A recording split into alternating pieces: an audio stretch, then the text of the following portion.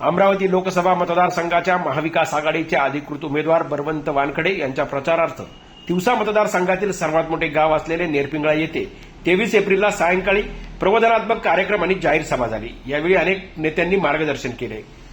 यावेळेस प्राध्यापक कराळे यांनीही उपस्थितांना मार्गदर्शन करीत बळवंत वानखडे यांना निवडून आणण्याचे आवाहन केले।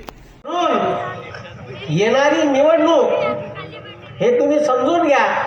मोदीचा नारा होता, अब की बार मोदी सरकार बहुत हो गई महंगाई होता ना। आता महंगाईने तर शेपून टाकली आहे आणि त्याची एक सोबती नाही, सालदी कभी बहुती वाली ते संसदेत बसून आहे।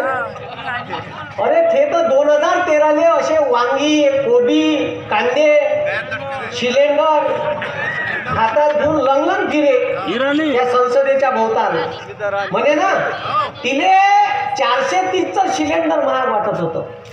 आता सिलेंडर 1130 गेलं तर ते चीप पटत नाही करून राहिली का? अरे करून राहिली का?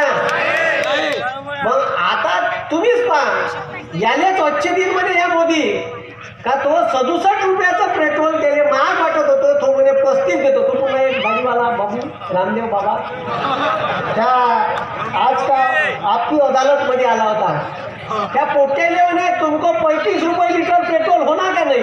कुठं गेलं ते चोट्ट त्याने विचारा। आणि त्या नागपूर यावेळी माजी मंत्री यशोमती ठाकूर, इंजिनियर पवार दवंडे, निलेश कराळे, त्यासह उद्धव बाळासाहेब ठाकरे पक्षाच्या पश्चिम विदर्भ महिला आघाडीच्या समन्वयक आसावरी देशमुख, भारतीय कम्युनिस्ट पार्टीचे संजय मंगळे यांचं महाविकास आघाडीचे पदाधिकारी कार्यकर्ते उपस्थित होते। नेरपिंगळाईत झालेल्या सभेला प्रचंड गर्दी दिसून आली। नेरपिंगळाईसह संपूर्ण सर्कलमध्ये महाविकास आघाडीचे अधिकृत उमेदवार बळवंत वानखडे यांच्या पंजाने प्रचारात प्रचंड आघाडी घेतली असल्याचे चित्र या निमित्ताने पाहायला मिळाले। जनजागर मराठीसाठी प्रमोद घाटे, नेरपिंगळाई, मोर्शी।